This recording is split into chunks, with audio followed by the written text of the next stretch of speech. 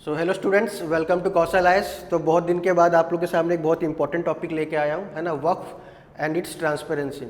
तो आज डिटेल में डिस्कस करते हैं। जैसे आप 2-3 दिन से न्यूज़ में देख रहे होंगे, हर जगह इसी का ही आपको न्यूज़ देखने को मिल रहा होगा कि ये जो वक्फ है, अब बहुत जगह जो ये बिल पास हुआ है, कोई बोल रहे कि बहुत हेस्टिली इस प्रोसेस को कैरी किया गया है पार्लियामेंट में, और बहुत ना डिस्कस करके ना अच्छे से डिबेट करके ये बिल को पास किया गया है।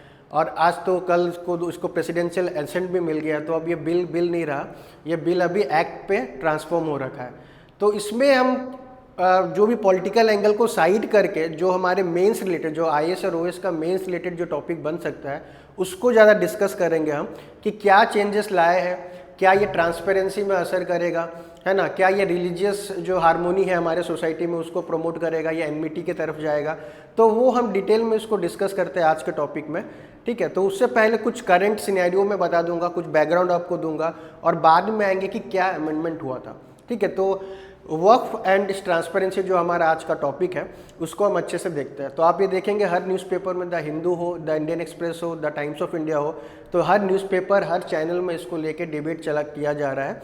तो आइए समझते हैं, और लास्ट में आपको आपके कॉन्साइंस पे ये क्वेश्चन छोड़ दूंगा कि ये जो वक्फ एक्ट जो बना है, क्या ये सोसाइटी के लिए एक प्रोग्रेसिव एक्ट है, क्या ये ट्रांसपेरेंसी लाएगा, क्या ये हिंदू मुस्लिम डिवाइड जो हमारे इंडिया में बहुत पहले से चले आ रहा है, जो पॉलिटिशियन लोग का एक एंगल है, तो वो उसको प्रमोट कर रहा है कि ये ट्रांसपेरेंसी की तरफ ले जाएगा। तो ये लास्ट में आप क्वेश्चन मैं आपको छोड़ूंगा, आप उसको कमेंट बॉक्स पे जरूर कमेंट करके आंसर दीजिएगा। तो आते हैं जो पहला हमारा वक्फ होता क्या है। तो ये जैसे जो प्रेसिडेंट जो द्रौपदी मुर्मू है, रिसेंटली कल इन्होंने एक्शन दे दिया, तो आपको पता है कोई भी बिल अगर एक्ट के ट्रांसफॉर्म कब होता है, जब उस पर प्रेसिडेंशियल एसेंट होता है, ठीक है। तो प्रेसिडेंट द्रौपदी मुर्मू ने इस पे कंसेंट दे रखा है, एसेंट मिल रखा है। तो अब ये जो वक्फ अमेंडमेंट बिल था 2024, वो ट्रांसफॉर्म हो गया आपका वक्फ एक्ट 2025।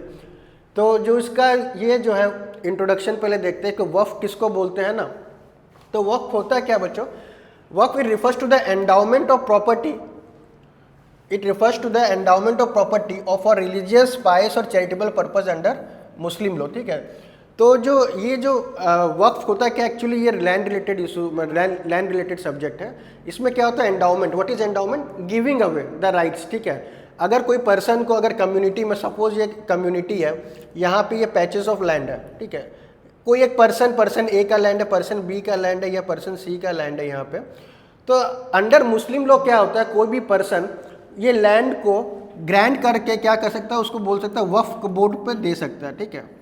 तो ये जो लैंड जो दे दिया, एंडाउमेंट कर दिया, चैरिटी पर्पस में जो लैंड हम छोड़ देते हैं, तो उसमें क्या करते हैं, ये जो लैंड उन्होंने दिया होगा वो किस चीज़ के लिए दे सकते हैं, आइदर रिलीजियस पर्पस के लिए दे सकते हैं या चैरिटेबल पर्पस के लिए दे सकते हैं अंडर मुस्लिम लॉ। जैसे आपके पास अगर ज़मीन है, बहुत सारा ज़मीन अगर पड़ा हुआ है, तो आप मुस्लिम जो बोर्ड है उसको आप ये अपना लैंड ग्रांट कर सकते हैं, और किस पर्पस में यूज़ कर सकते हो वो लैंड को जो आपने ग्रांट किया हो, वो आइदर रिलीजियस हो या चैरिटेबल पर्पस में हो, या आइदर उनका जो माइनॉरिटी एजुकेशनल इंस्टीट्यूट उसको आप इसको बनाने के लिए आप दे सकते हैं। ऐसा नहीं कि आप जो लैंड जो ग्रांट कर रहे हो उस पर आप कोई कमर्शियल बिल्डिंग एस्टेब्लिश कर दे या इंडस्ट्री सेटअप कर दे, ठीक है। तो ये जो एंडाउमेंट होता है, जो वक्फ है, एक टाइप लैंड है, जो एंडाउमेंट है, जो रिलीजियस और चैरिटेबल पर्पस के लिए ही आप ग्रांट कर सकते हैं, या लोग ग्रांट करते हैं अंडर विच लॉ, अंडर आपका मुस्लिम लॉ में।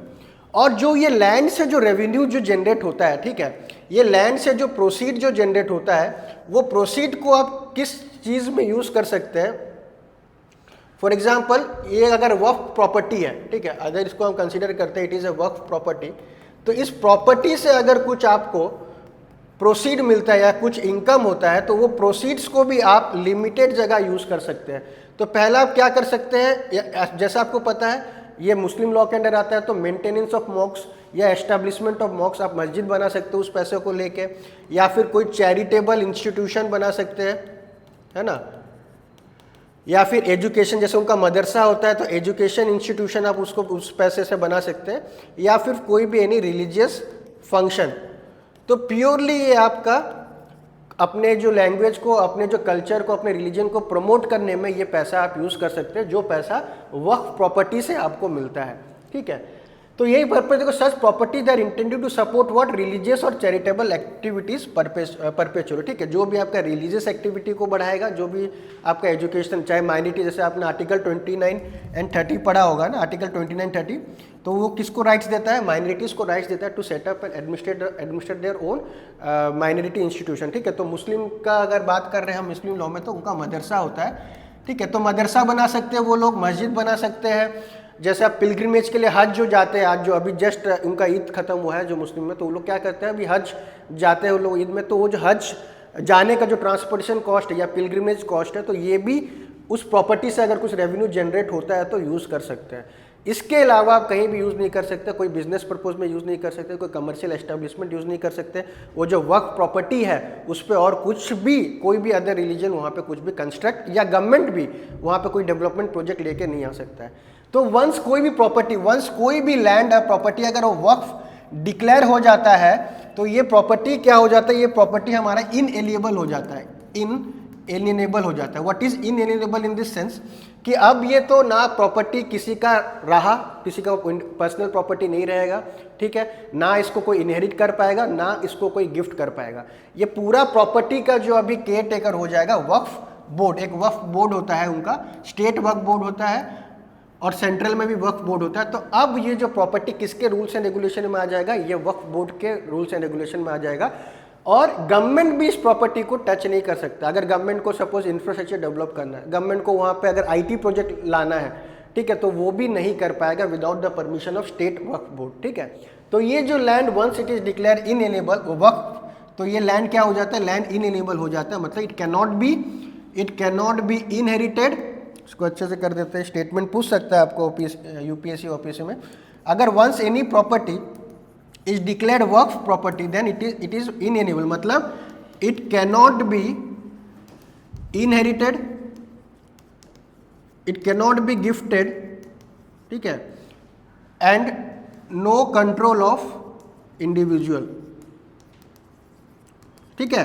पूरा का पूरा जो प्रॉपर्टी का जो राइट्स है और रेगुलेशन किसके अंडर आ जाएगा, स्टेट वक्फ बोर्ड के अंदर अब आ जाएगा। Even government can not also regulate this land. तो आज जैसे पता है आपको लैंड किस सब्जेक्ट में आता है, land comes under state list, ठीक है। स्टेट का पावर होता है कि लैंड सब्जेक्ट पे लॉ बना पाए, बट वक्फ प्रॉपर्टी में अगर उस प्रॉपर्टी में उसको गवर्नमेंट को लॉ बनाना है, स्टेट गवर्नमेंट को लॉ बनाना है, तो उसको पहले कंसल्ट करना पड़ेगा वक्फ बोर्ड से, ठीक है।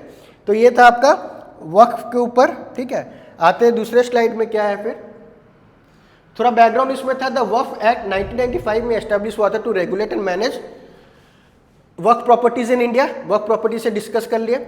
अमेंडमेंट क्यों अमेंडमेंट करने का सोचा गया पार्लियामेंट में, ओवर टाइम कुछ चैलेंजेस आ रहा था। जैसे एक चैलेंज मैंने आपको बता दिया कि जो प्रॉपर्टी है उसमें गवर्नमेंट भी रेगुलेट नहीं कर पा रहा था, और भी आगे चैलेंजेस डिस्कस करते हैं, जिससे जो स्टेट वक्फ बोर्ड का कॉम्पोजिशन में चैलेंज था, ठीक है। और इसका आपका कुछ जो ऑडिट भी नहीं होता था इस लैंड में, कोई भी कितना परसेंट, जैसे हमारा लैंड सीलिंग एक्ट है, फर्स्ट अमेंडमेंट जो पास हुआ था, उसमें जो हमारा लैंड होल्डिंग सीलिंग लगाया गया था कि एक पर्सन इतना हेक्टेयर ज़मीन से ज़्यादा ओन नहीं कर सकता है, तो उस पर भी कुछ कंसर्न था। उस कंसर्न को एड्रेस करने के लिए अमेंडमेंट लाया गया।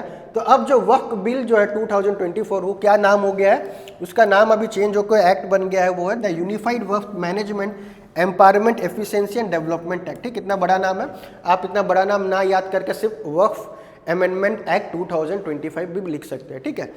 तो ये है आपका भी नया नाम। क्या अमेंडमेंट प्रपोज किया गया है देखते। तो पहला है, सबसे बड़ा जो चेंजेस लाया गया वो उसका कॉम्पोजिशन में, जो वक्फ बोर्ड में कॉम्पोजिशन में चेंजेस किया गया है। तो सबसे बड़ा चेंजेस जो जिसको लेके आज हर जगह प्रोटेस्ट किया जा रहा है वो है आपका inclusion of non Muslim member, ठीक है। तो जैसा आप देख रहे हैं कि पहले जो वक्फ बोर्ड में कौन कौन मेंबर्स थे, वक्फ बोर्ड में वही मेंबर्स रहते हैं जो मुस्लिम होते हैं, ठीक है। वही वक्फ बोर्ड ही रेगुलेट करते हैं वक्फ प्रॉपर्टीज को। तो अभी जो अमेंडमेंट किया गया, क्या उसमें होगा आपका, उस बोर्ड में नॉन मुस्लिम एंटिटी को भी रिप्रेजेंटेशन दिया गया है, ठीक है। पहले खाली मुस्लिम एंटिटी थे, अभी नॉन मुस्लिम एंटिटी को रिप्रेजेंटेशन दिया, प्लस एटलीस्ट 2 मुस्लिम वेमेन। पहले जो वक्फ प्रॉपर्टी में जो लोग थे सारे मुस्लिम मेल हुआ करते थे, वेमेन का वहाँ पे कोई रिप्रेजेंटेशन नहीं था। तो जेंडर इंक्लूसिविटी बढ़ाने के लिए बोर्ड में, इस बोर्ड में बेटर रिप्रेजेंटेशन बढ़ाने के लिए first of all non Muslim को इंक्लूड किया गया, और मुस्लिम वुमेन को भी, एटलीस्ट 2 मुस्लिम वुमेन वो बोर्ड में रहेंगे, ठीक है। और क्या हुआ, representation from various Muslim sect. Shia, Sunni, Bohra and Aga Khani, ये 4 का भी रिप्रेजेंटेशन इस बोर्ड में होना मैंडेटरी कर दिया गया। ठीक है, तो पहले कितना मतलब रेस्ट्रिक्ट कर दिया गया था बोर्ड में। ठीक है, डाइवर्सिटी नहीं था ये बोर्ड में, स्टेट वक्फ बोर्ड में सिर्फ मुस्लिम मेंबर और मुस्लिम मेल मेंबर ही रहते थे। अभी इस बोर्ड में डाइवर्सिटी आ गया है, जहाँ पे नॉन मुस्लिम मेंबर भी रिप्रेजेंटेड है, वेमेन भी रिप्रेजेंटेड है, और मुस्लिम के जो एंसिलियरी सेक्स होते हैं, ठीक है, जैसे आपका सिया, सुन्नी, बोहरा, आगा खानी। सिया सुन्नी आपका सऊदी अरेबिया और आपका यूएई में ये वहाँ के मेजोरिटी है, बट इंडिया में सिया सुन्नी बहुत ही माइनॉरिटी है। इवन मुस्लिम में भी वो माइनॉरिटी सेक्स में आते हैं, तो उनका भी रिप्रेजेंटेशन इसमें इंश्योर किया गया है। तो अभी जो उनका जो कॉम्पोजिशन इस वक्फ बोर्ड का काफ़ी वाइडर हो गया है। ठीक है, तो इससे क्या होगा, डाइवर्सिटी पे गवर्नमेंट बोल रहा है कि डाइवर्सिटी और मोर इंक्लूसिव हो गया ये हमारा वक्फ बोर्ड। ठीक है, तो ये आप पहला इंपॉर्टेंट याद रखेंगे, इसका कॉम्पोजिशन में चेंज हुआ है। दूसरा क्या हुआ है, डिक्लेरेशन एंड मैनेजमेंट ऑफ वक्फ। इसमें क्या बच्चों आपको याद रखना है, सपोज अगर मैं मुस्लिम हूँ, ठीक है, मेरे पास बहुत सारा प्रॉपर्टी है, मैं अभी मैं चाहता हूँ कि ये प्रॉपर्टी को मैं वक्फ बोर्ड को दे दूँ, तो वो मैं अगर डिक्लेयर कर दिया कि ये प्रॉपर्टी, तो any individual can declare his property as a waqf property. मैं बोल दिया कि आज से ये प्रॉपर्टी ले जाओ, ये वक्फ प्रॉपर्टी है। इसमें प्रॉब्लम क्या है बच्चों, क्या होता है, जैसे आजकल कन्वर्जन बहुत चला आ रहा है।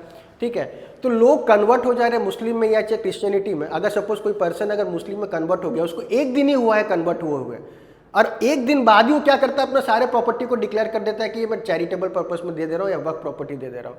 तो ये इशू गवर्नमेंट ने देखा। ठीक है, आप इसको इशू समझिए। क्या होता था ओरिजिनल लॉ में, क्या होता था, कोई भी एनी इंडिविजुअल, ठीक है, एनी इंडिविजुअल मतलब मैं कहने का मतलब है कोई भी मुस्लिम हो, हिंदू हो, सिख हो, क्रिश्चियन हो, कोई भी इंडिविजुअल चैरिटी कर सकता था वक्फ बोर्ड पे। ठीक है, वक्फ बोर्ड पे दे दिया अपना कुछ भी प्रॉपर्टी होगा, वक्फ बोर्ड पे सबमिट कर दिया। अभी क्या कर दिया गया है कि कोई भी इंडिविजुअल नहीं कर सकता चैरिटी, जो व्यक्ति इस्लाम को फॉलो किया होगा फॉर 5 ईयर्स, मतलब मिनिमम इस्लाम जो भी 5 साल तक जो व्यक्ति जो इंडिविजुअल प्रैक्टिस किया गया होगा वही ग्रांट कर सकता है अपना प्रॉपर्टी वक्फ में। ठीक है, ये इशू आया था आपका कन्वर्जन के लिए, लोग इस रेट में कन्वर्ट हुए थे मुस्लिम में या क्रिश्चियनिटी में, तो एक दिन उसको हुआ नहीं कि कन्वर्ट हुआ, अपना प्रॉपर्टी सारा वक्फ में डाल दिया। इससे यही प्रॉब्लम हो रहा था। अभी इसको स्टॉप किया गया है कि उन लोग सिर्फ एलिजिबल है अपना प्रॉपर्टी देने में जो कि इस्लाम प्रैक्टिस किया कब तक, 5 साल तक लगातार उसने, तब वो एलिजिबल होगा अपना जो अगर उसको प्रॉपर्टी वक्फ में देना है कि नहीं देना है। ठीक है, तो ये चेंजेस लाया गया है। दूसरा क्या है, elimination of Waqf by user. ये बहुत इंटरेस्टिंग है, what is Waqf by user. ठीक है, तो पहला हम डिक्लेरेशन देख लिया। ठीक है, only individual practising Islam for at least 5 years and owning the property can declare Waqf. समझ गए, अभी जो भी इंडिविजुअल जो कि इस्लाम को प्रैक्टिस किया होगा एटलीस्ट 5 साल, तो वही कोई प्रॉपर्टी दे सकता है वक्फ में। सेकेंड क्या है, वक्फ बाय यूजर्स। ये जो है इसको टर्म को एलिमिनेट कर दिया गया है। ये आप अपने घर के आसपास भी रिलेट कर सकते हैं, ये सिर्फ मोक्ष के लिए नहीं है, सिर्फ मुस्लिम लोग के लिए नहीं है, हिंदू के लिए भी एप्लीकेबल होता है। जैसे आप देखो होंगे बहुत सारे जगह में अनऑथराइज जगह में लोग टेम्पल खड़ा कर देते हैं, मंदिर बना देते हैं, ठीक है, या फिर मोक्ष बना देते हैं। तो उस अनऑथराइज जगह सपोज कोई भी एक मंदिर बन गया है, टेम्पल बन गया, अब वो टेम्पल 10-15 साल से गवर्नमेंट का ही जमीन होगा, बट 10-15 साल से वहाँ पे मंदिर बन गया। अब क्या होता है, वहाँ के लोग उसको छोड़ते नहीं, लोग अपने आप में डिक्लेयर कर देते हैं ये हमारा जमीन है for the use of temple. इस केस में क्या होता है, गवर्नमेंट भी इससे अपना प्रॉपर्टी ले नहीं पाता है। जहाँ तक आप देख, यहाँ पे अगर गवर्नमेंट को कुछ स्कूल बनाना, कुछ हॉस्पिटल बनाना, तो नहीं बना पाएगा, क्योंकि 10-15 साल से लोग कॉमन यूज कर रहे थे, उसको मंदिर मान लिए। सिमिलरली फॉर वक्फ प्रॉपर्टी, तो वक्फ प्रॉपर्टी भी क्या होता है, सपोज जो मुस्लिम जो कम्युनिटी होते हैं, अगर वो एक जगह में रह रहे हैं और एक छोटा सा पैच ऑफ लैंड खाली है उनके कम्युनिटी में, तो वो लोग अपने अपने मान लेंगे कि ये प्रॉपर्टी वक्फ प्रॉपर्टी है, इस पे हम कुछ नहीं बनाएंगे, इस पे बस एक मदरसा स्कूल बन सकता है या मोक्ष बन पाएगा और कुछ भी नहीं बन पाएगा। हालांकि वो प्रॉपर्टी शायद सरकार का ही हो, बट वो लोग कॉमन बिलीव, जो Waqf by user, it is based on common belief. लोग कम्युनिटी लोग बिलीव कर लिए कि हमारा जमीन है, जो कि पड़ा हुआ होगा 10-15 साल से, गवर्नमेंट भी देख नहीं रहा होगा, तो उसको अपना जमीन डिक्लेयर, वक्फ प्रॉपर्टी डिक्लेयर कर देता है, और मुस्लिम अपने यूज के लिए मतलब इसको यूटिलाइज किया करते हैं। ठीक है, तो it is based on the common belief कि ये जमीन जो है वो वक्फ प्रॉपर्टी डिक्लेयर कर दिया गया, 10-12 साल से कोई इसको देख नहीं रहा है और मुस्लिम कम्युनिटी इसके आसपास है, तो ये मुस्लिम लोग का ही जमीन हो गया। तो ये जो प्रोविजन था उसको एलिमिनेट कर दिया गया, that is Waqf by user. ठीक है, ये प्रोविजन को एलिमिनेट कर दिया गया इस एक्ट से। फिर आता है सर्वे एंड रजिस्ट्रेशन। तो पहले जो किस एरिया का अगर वक्फ प्रॉपर्टी के लिए सर्वे पहले किया जाएगा कि ये इसको डिक्लेयर कर सकते हैं कि नहीं, तो सर्वे रिस्पॉन्सिबिलिटी जो था पहले एक सर्वे कमिश्नर को दिया जाता था। ठीक है, कि वो लोग जाएंगे, मुआयना करेंगे, इंस्पेक्शन करेंगे, फिर जाके डिक्लेयर करते थे कि वो वक्फ का प्रॉपर्टी में लाएंगे। तो जो पहले सर्वे कमिश्नर थे वो मुस्लिम से ही होते थे, ठीक है। अभी ये कलेक्टर को रिस्पॉन्सिबिलिटी दे दिया गया है, ये जो रिस्पॉन्सिबिलिटी है कि सर्वे और ग्रांटिंग या रजिस्ट्रेशन वो कलेक्टर करेगा, ठीक है। जो डीएम जो डिस्ट्रिक्ट का जो कलेक्टर होगा, अभी उस पर रिस्पॉन्सिबिलिटी है कि उसको वक्फ प्रॉपर्टी अटैच करना है कि नहीं करना है। तो इस पर बहुत बड़ा फिर प्रॉब्लम ये आता है कि कलेक्टर तो ऑलरेडी ओवरबर्डन है अपने जो उनका जो डे टू डे वर्क होता है। अगेन इस पे एक्स्ट्रा प्रेशर डाल दिया गया है कलेक्टर पे कि वो अब इसको भी लेके मैनेज करें। तो मुस्लिम्स जो बोर्ड है वो भी इस पे नाखुश है, क्योंकि कलेक्टर जो होते हैं वो लोग ओवरबर्डन होते हैं, वो लोग अच्छे से नहीं कर पाएंगे। इसके लिए वो चाह रहे कि कोई स्पेशलिस्ट टीम आए जो कि जो सर्वे करके रजिस्ट्रेशन कर पाए। तो ये भी रिस्पॉन्सिबिलिटी जो सर्वे का है वो किसको असाइन कर दिया गया, कलेक्टर को असाइन कर दिया गया। वो सर्वे करेगा और वो डिसाइड करेगा कि रजिस्ट्रेशन करना है कि नहीं करना है वक्फ प्रॉपर्टी, जो कि पहले एक मुस्लिम ही कर सकते थे, ठीक है। फिर ये हो गया central government oversight. The last जो मेजर चेंज हुआ तुम्हारा सेंट्रल गवर्नमेंट, पहले जो वक्फ प्रॉपर्टी में जैसे मैंने कहा था ऑडिट नहीं होता था, ठीक है। इतने ह्यूज हेमंगस ऐसा कुछ रिपोर्ट में आया गया, रिपोर्ट भी मैं यहाँ पे किया हूँ, 7 से 8 हेक्टर ऑफ मतलब एकर्स ऑफ लैंड तुम्हारे वक्फ प्रॉपर्टी इंडिया में। ऐसा माना जाता है कि गवर्नमेंट के बाद सबसे ज़्यादा लैंड किसका है, मुस्लिम लोग का, या वक्फ प्रॉपर्टी का, ठीक है। गवर्नमेंट के बाद इंडिया में सबसे ज़्यादा जो लैंड है वो वक्फ प्रॉपर्टी है, ऐसा माना जाता है। बट आगे डिटेल में इसको डिस्कस करता हूँ। और जितना भी वक्फ प्रॉपर्टी है वो ऑडिट नहीं होता था, ऑडिट ही नहीं होता था, तो पता कैसे चल रहा है कितना, मतलब वो लोग जो प्रोसीड्स जो प्रॉपर्टी से जो अर्न कर रहे हैं रेवेन्यू, वो कहाँ पे खर्चा कर रहे हैं। अभी जैसे बहुत न्यूज़पेपर में बोला गया, जो प्रोसीड जो इनकम होता था वक्फ प्रॉपर्टी से, वो लोग जो रिलीजियस पर्पस में या चैरिटेबल पर्पस में यूज़ करना था वो लोग प्रोटेस्ट में यूज़ कर दे रहे हैं, बाहर फंड कर दे रहे हैं, मतलब डाइवर्सिफाई अपना जो फंड को जो यूटिलाइजेशन को डाइवर्सिफाई कर दे रहे हैं। उनको एक लिमिटेड एरिया में ही खर्च करना था, but apart from that area वो लोग कहीं दूसरे एक्टिविटीज़ में, फॉर एग्जाम्पल स्ट्राइक हो गया, प्रोटेस्ट हो गया, उसमें फंड करने का ऐसा देखा गया है। तो अभी वो सब ऑडिट होगा, किसको लाया गया पिक्चर में, सीएजी को पिक्चर में ले आया गया, बहुत बड़ा बात है। अब वक्फ प्रॉपर्टी जो ऑडिट कौन करेगा, सीएजी। और सीएजी तो आप जानते हैं उसका जो ऑडिट करने का जो ट्रांसपेरेंसी हो तो इंडिया में किसी का भी नहीं है, ये किसी को छोड़ता नहीं है सीएजी, है ना। तो अब ट्रांसपेरेंसी बहुत ही हार्ड होने वाला है, बहुत ही स्ट्रिक्ट होने वाला है, क्योंकि अब सीएजी इसको अपना रिस्पॉन्सिबिलिटी टेक ओवर कर लिया, ठीक है। तो ये था। फिर जो कंट्रोवर्सीज क्या क्या, ये लीगल एंगल से हम थोड़ा देखेंगे। आपका जो मेन्स पॉइंट ऑफ व्यू में जो वक्फ अमेंडमेंट या एक्ट जो पास हुआ है, ठीक है, ये क्या क्या चैलेंजेस अपने साथ लाया है। तो पहला चैलेंज आप रिलेट करो बच्चों, क्या होता है, आर्टिकल 26। आर्टिकल 26 क्या बोलता था, it is the right to freedom of religion to manage their own religious institution. Hindu temple को मैनेज करेंगे, जैसे पुरी का हो गया जगन्नाथ, वहाँ पे जगन्नाथ पुरी टेम्पल एडमिनिस्ट्रेशन है, ठीक है। जैसे मुस्लिम लोग का हो गया तो वो लोग अपना एडमिनिस्ट्रेशन, अपना ग्रुप बनाएंगे, कम्युनिटी बनाएंगे और अपना जो मोक्ष का वो लोग एडमिनिस्ट्रेशन करेंगे। तो 26 जो आर्टिकल 26 ऑफ इंडियन कॉन्स्टिट्यूशन, ये राइट दिया गया था उनको, freedom to manage their own religious affair. अब ये उनसे छीना जा रहा है। क्यों, कैसे छीना गया, क्योंकि जो बोर्ड था मैंने बताया था सेंट्रल वक्फ बोर्ड या फिर स्टेट वक्फ बोर्ड, किसको घुसाया जा रहा है, नॉन मुस्लिम मेंबर्स उसमें जा रहे हैं, ठीक है। तो ये जो नॉन मुस्लिम मेंबर अगर आ गया तो फ्रीडम कैसे रहा उनको अपना रिलीजियस मैनेज करने का, रिलीजियस जो प्रॉपर्टी है, रिलीजियस अफेयर मैनेज करने में दूसरे रिलीजन के लोग उसमें आ गए जो कि मैनेज करेंगे। तो आर्टिकल 6 यहाँ पे वायलेट हो रहा है। दूसरा आपका क्या वायलेट होगा, आर्टिकल 14। ये आर्टिकल 14 क्या था, इक्वलिटी बिफोर लॉ।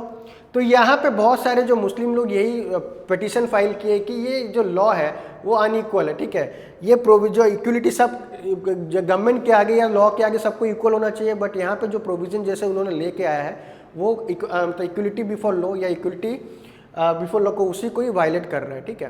तो इसको आप रिलेट करेंगे आर्टिकल 14 और 26 है। और potential for misuse, fear that increase government oversight could lead to undue interference in religious endowment. Again जैसे सेंट्रल ओवरसाइट का जो मैकेनिज्म था, जैसे सीएजी को इसमें घुसाया गया है, तो उनको डर है कि अब रिलीजियस इंस्टीट्यूशन में सेंट्रल गवर्नमेंट मॉनिटर कर पाएगा, कुछ ना कुछ हिंड्रेंस लाएगा। तो ये पॉइंट जस्टिफाइड नहीं है, क्योंकि इवन कोई भी अगर दूसरे रिलीजन का आप अगर देख सकते हैं उनका एडमिनिस्ट्रेशन पर्पज में, तो गवर्नमेंट तो रेगुलेट करेगा ही करेगा, ठीक है। हालांकि बहुत हमारा जो इंडिया तो सेक्युलर नेशन है, बट स्टिल जब कुछ जैसे आप देख सकते हैं वो पारसीस कम्युनिटी पे जेनिटल म्यूटिलेशन जब उनका होता था, इवन हमारा जो केरला में अयप्पा टेम्पल, सबरीमाला इशू, जहाँ पे जो मेंस्ट्रुएटिंग वुमेन को अलाउ नहीं करते थे, तो वो सब चीज़ में भी सुप्रीम कोर्ट लास्ट में घुसेगा ही, जब वो रेगुलेट करने के लिए, लॉ बनाने के लिए सरकार को बोला जाता है। तो इसमें भी कुछ मिसयूज़ कर सकते हैं, बट इसका कैसे यूज़ करना है वो देखा जाएगा। तो अभी फिलहाल 2 आर्टिकल जो लीगल चैलेंज इस पे पोज कर रहा है इस एक्ट पे, वो है आर्टिकल 26 एंड आर्टिकल 14। अभी देखा जाएगा सुप्रीम कोर्ट क्या इस पर डिसीजन लेता है, बट ये ऑलरेडी एक्ट हो रखा है, ठीक है। तो जो भी इसमें जो ट्रांसपेरेंसी का जो मोटिव था, इंक्लूसिव करने का जो मोटिव था, वो कितना हद तक क्लियर होगा वो आने वाले समय में हमें पता चल जाएगा, ठीक है। तो इसके बाद जैसा मैंने कहा था, एक ऑर्गेनाइजर बोल के एक जर्नल है, एक पब्लिशर है, उन्होंने एक स्टेटमेंट, एक आर्टिकल पब्लिश किया था जो उन्होंने फिर से वापस ले लिया। उसमें लिखा गया था कि ये गवर्नमेंट का टैक्टिस है डिवाइड एंड रूल करने का। वो ये क्लेम कर रहा है ऑर्गेनाइजर कि इसके बाद गवर्नमेंट विल टारगेट, ठीक है, रोमन कैथोलिक चर्च, ठीक है। ये जो है आर्टिकल बहुत इंटरेस्टिंग था। ये बोला अभी तक हम जानते थे कि जैसा मैंने कहा, क्या कहा था कि गवर्नमेंट के बाद सबसे ज्यादा प्रॉपर्टी किसके पास है, वक्फ प्रॉपर्टी होता है, ठीक है। सबसे गवर्नमेंट के बाद सबसे ज्यादा प्रॉपर्टी किसका नंबर है, वक्फ प्रॉपर्टी होता है, ठीक है। बट ये आर्टिकल रिवील किया है एज पर डेटा कि रोमन कैथोलिक चर्च के पास सबसे ज्यादा प्रॉपर्टी है। सेकेंड लार्जेस्ट जो प्रॉपर्टी है, नॉन गवर्नमेंटल प्रॉपर्टी है, वो है किसके पास, कैथोलिक चर्च के पास। तो ऐसा उन्होंने कहा है कि अब गवर्नमेंट अपना मोटिव शिफ्ट करेंगे, मुस्लिम से अब क्रिश्चियन पे जाएंगे, ठीक है। तो ये बिलीव लोगों में था कि वक्फ प्रॉपर्टी जो थे, it is the second largest owner of non governmental asset या लैंड। बट एक्चुअल में क्या है, कैथोलिक चर्च लोग का सबसे ज्यादा प्रॉपर्टी है जो यहाँ पे है, ठीक है। यहाँ पे जो लिखा गया है, as per the data the Catholic Church on India holds the distinction of being the largest non-government landowners possessing vast tract of land spread across the country, ठीक है। तो ये मिसबिलीव था इंडियन गवर्नमेंट को लेकर, पार्लियामेंट जो डिस्कस हुआ था कि वक्फ प्रॉपर्टी सेकेंड लार्जेस्ट है, बट एक्चुअली कैथोलिक चर्च के पास बहुत ही ज़्यादा नॉन गवर्नमेंटल प्रॉपर्टीज है, उसके बाद आता है आपका वक्फ प्रॉपर्टी, ठीक है। तो ये सब आप पॉइंट्स, इसमें जो प्रीलिम्स टाइप में कैसे आपका बच्चों पॉइंट आ सकता है, आपका ये जो एंडाउमेंट पे ऊपर आ सकता है, आर्टिकल 26 अभी न्यूज़ में चल रहा है, उस पर आ जाएगा, आर्टिकल 14 उस पर न्यूज़ आ जाएगा, ठीक है। Right to freedom of religion पे आपका प्रीलिम्स रिलेटेड क्वेश्चन आपका बन सकता है। और मेंस में आपका ये सोसाइटी GS1 GS2 का पार्ट बन सकता है कि ये जो बिल है, जो अमेंडमेंट एक्ट, जो रिलीजियस इंस्टीट्यूशन को जो रिस्ट्रक्चर किया जा रहा है, ठीक है, रिलीजियस मैनेजमेंट में नॉन इंक्लूसिविटी या फिर नॉन रिलीजियस पीपल को ला के उसको एडमिनिस्ट्रेटिव का रोल दिया जा रहा है। प्लस यहाँ पे जो गवर्नेंस पार्ट का भी क्वेश्चन आ सकता है कि कलेक्टर क्या ओवरबर्डन हो गया हर चीज़ रिस्पॉन्सिबिलिटी संभाल के, क्योंकि कलेक्टर पे अगर सारा रिस्पॉन्सिबिलिटी दे देंगे तो जो उसका प्राइमरी जो फंक्शन है वो उसमें फिर अच्छे से नहीं निभा पाएगा अपना रोल्स, ठीक है। कलेक्टर का प्राइमरी फंक्शन अगर आप पूछेंगे क्या होगा, तो वो होता है जैसे बेसिकली एजुकेशन हेल्थ सेक्टर में उसको मेनली डेवलप करना पड़ता है, बट एडिशनल टास्क उसको देते हैं, तो जो मेन प्राइमरी फंक्शन होता है जो डिस्ट्रिक्ट का, उस पर वो नेग्लेक्ट करता है और जो बहुत ज़रूरी है, और ये सब एंसिलरी टॉपिक्स पर वो उलझा रहता है, ठीक है। तो ये चीज़ आपको मेंस पॉइंट में आपको आ सकता है क्वेश्चन, और प्रीलिम्स पॉइंट में भी आ सकता है, ठीक है। तो आप अगर इसमें कुछ आपको अगर लगा कि ये सच में आपको ये ट्रांसपेरेंसी की और जा रहा है या नहीं जा रहा है, तो ये ओपन डिबेट है, आप कुछ भी कमेंट कर सकते हैं इस पर, मैं उसका रिप्लाई जरूर करूंगा, ठीक है। आपके नज़र में क्या है, ये स्टेटमेंट गवर्नमेंट सही किया है कि नहीं, आप सुप्रीम कोर्ट इस पर क्या का मतलब चैलेंज, ये जो है ऑलरेडी जो आर्टिकल 26 और आर्टिकल 14 को लेके जो पिटीशन फाइल कर रखे सुप्रीम कोर्ट में, क्या सुप्रीम कोर्ट का डिसीजन है, तो उसका भी मैं आपको अपडेट देते रहूँगा। फिलहाल आप इस पे कमेंट कर सकते हैं कि आपको ये जो अमेंडमेंट एक्ट जो पास हुआ है, क्या वो हेस्टिली पास हुआ है, जैसे कि आप देखें कि न्यूज़ में आ रखा है कि राज्यसभा लोकसभा में 14 घंटे डिस्कस हुआ है, सुबह के 2:30 बजे बिल पास हुआ है, तो डिटेल में डिस्कशन हुआ है कि नहीं हुआ है, वो चीज़ आप इस वीडियो पे कमेंट करिए, मुझे बताइए कि क्या है। फिर और इसके रिलेटेड आपको कुछ और टॉपिक अगर जानना है तो वो भी कमेंट करिए मेरे इस लाइक पे, ठीक है। और अगर आपको ये अच्छा लगा होगा तो please share and subscribe with your friends, और सब्सक्राइब करिए कौशल आईएएस चैनल को। मिलते हैं आपके साथ न्यू टॉपिक पे। अगला जो टॉपिक मैं बनाऊँगा उसका टॉपिक का नाम होगा AI पैंडेमिक, ठीक है। अगला टॉपिक हम डिस्कस करेंगे इसका AI पैंडेमिक। अभी भी AI बहुत न्यूज़ में है, ठीक है। तो AI पैंडेमिक पे डिस्कस करेंगे। ये एक नया टर्म दिया गया है, हमारे इकोनॉमिस्ट ने एक नया टर्म सजेस्ट किया है, जो बड़े बड़े जो कॉर्पोरेट्स जो है AI पैंडेमिक, जैसे कोविड पैंडेमिक हुआ था 2020 में, अभी का जो 1-2 साल को हम बोलेंगे AI पैंडेमिक, ठीक है। उसको डिटेल में डिस्कस करेंगे हमारे नेक्स्ट वीडियो में। Till then, thank you.